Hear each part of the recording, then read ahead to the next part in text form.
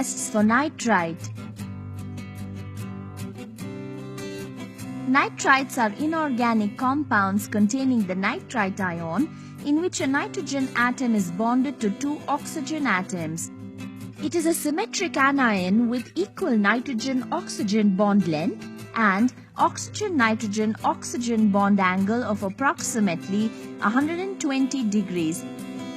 Upon protonation, nitrite ion produces weak nitrous acid which is unstable. Our aim here is to test for the presence of the nitrite ion in a given salt.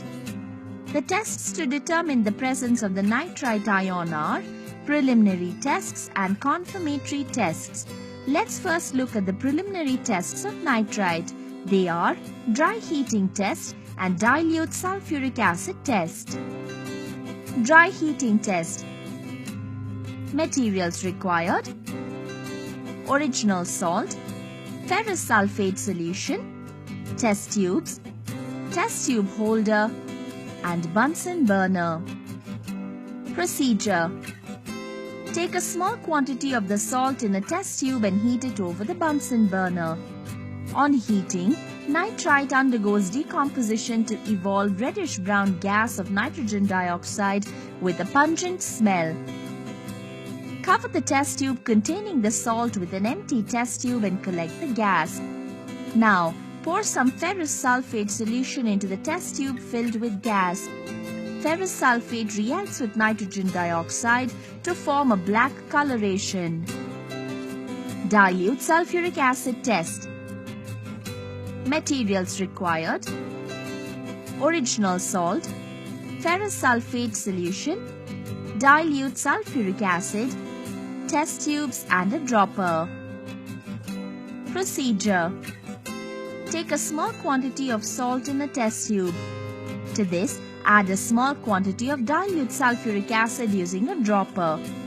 On treating the solid nitrite with dilute sulfuric acid, nitric oxide gas is evolved which readily gives fumes of nitrogen dioxide with oxygen of the air. Cover the test tube containing salt with an empty test tube and collect the gas. Now, pour some ferrous sulfate solution into the test tube filled with gas. Ferrous sulfate reacts with nitrogen dioxide to form a black coloration. Next, we look at the confirmatory tests of nitrite. They are ferrous sulfate test, starch iodide test, diphenylamine test. Ferrous sulfate test. Materials required: aqueous solution of the salt, dilute acetic acid, ferrous sulfate solution, test tube and droppers. Procedure: take a small portion of aqueous solution of the salt in the test tube. To this, add a small amount of dilute acetic acid using a dropper. Now, add a small amount of ferrous sulfate solution using another dropper. Nitrite reacts with ferrous sulfate in the presence of dilute acetic acid to form a dark brown ion complex. Starch iodide test. Materials required: aqueous solution of the salt, dilute sulfuric acid, potassium iodide solution, freshly prepared starch solution, test tube and droppers. Procedure: take a small portion of aqueous solution of the salt in the test tube. To this, add a small amount of dilute sulfuric acid using a dropper. Now, add a few drops of potassium iodide solution using a dropper. Then, add a small volume of freshly prepared starch solution using another dropper. Nitrite reacts with potassium iodide and dilute sulfuric acid to liberate iodine, and the liberated iodine reacts with starch to form a blue-black complex. Diphenylamine test.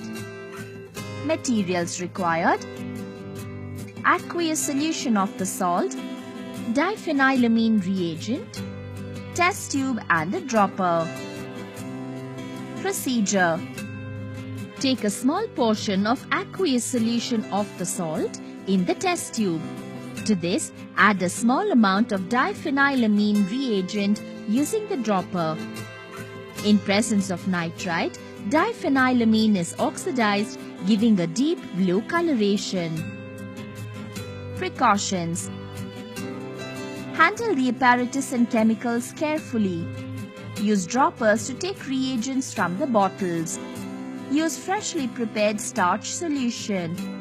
Wear a lab coat and gloves while performing the experiment.